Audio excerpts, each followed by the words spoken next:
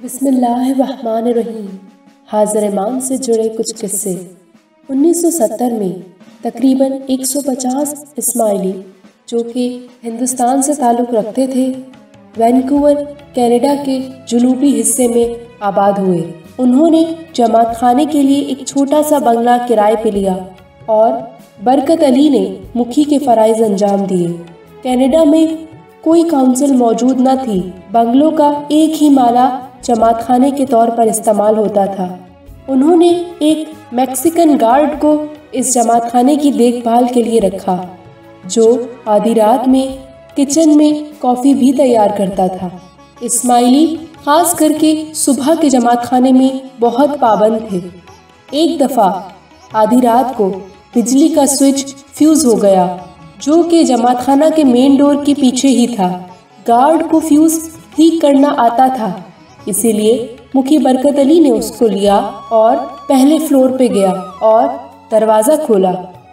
Guard ने fuse ठीक कर दिया, लेकिन वो इंतहाई हैरान हो गया जब उसने पहली मर्तबा जमात खाने का अंदरूनी हिस्सा देखा। सबसे ज़्यादा हैरान कर देने वाली चीज़ उसको इमाम अलैहिस्सलाम की तस्वीर लगी। वो तस्वीर के पास आया और करीब से देखने लगा और इसने पूछा, बरकत अली, ये कौन है? इसने कहा कि ये हमारे रूहानी बाप है। उसने दोबारा तस्वीर को करीब से देखा और कहा, क्या तुम ठीक कह रहे हो? बरकत अली ने कहा, बिल्कुल, इसमें कोई शक नहीं। ये गार्ड और मुखी सीढ़ियों से नीचे उतरे। गार्ड ने एक दफ़ा फिर पूछा, क्या तुम वाकई ठीक कह रहे थे कि वो तुम्हारे रूहानी बाप है? मुखी ने इस दफ़ा इसको तसल्ली बख्श जवाब दिया और कहा कि वो तस्वीर मेरे रूहानी वालिद की है और किसी की नहीं।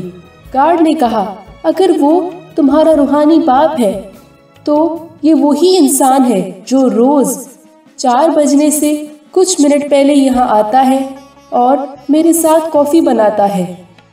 मैं और ये दोनों किचन में एक साथ कॉफ़ी बनाते हैं।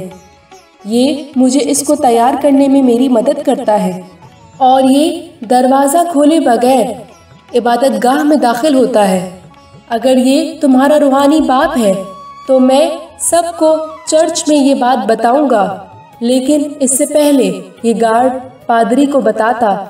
वो उसी दिन सुबह में 11 बजे इंतकाल कर गया। इससे ये बात समझ आती है कि इमाम अलैहिस्सलाम बातनी तौर पर जमात खाना में हर वक्त मौजूद होते हैं।